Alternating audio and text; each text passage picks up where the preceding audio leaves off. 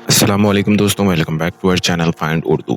Servant servant का मतलब है नौकर, खादिम।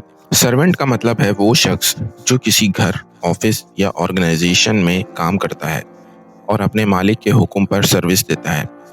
ये काम कुकिंग, क्लीनिंग, ड्राइविंग या और सर्विस हो सकती हैं। Servant word servant word formal और पुराने ज़माने में ज़्यादा यूज़ होता है, लेकिन अब मॉडर्न सोसाइटी में ज़्यादा पोलाइट टर्म्स जैसे हाउस हेल्प या वर्कर यूज़ किया जाता है। The servant opened the door for the guest. नौकर ने मेहमानों के लिए दरवाज़ा खोला। तो दोस्तों, सर्वेंट का मतलब है वो शख्स जो किसी और के लिए काम करे और सर्विस प्रोवाइड करे। उम्मीद है अब आपको सर्वेंट का मतलब समझ में आ गया होगा। मिलते हैं नेक्स्ट वीडियो में। शुक्रिया।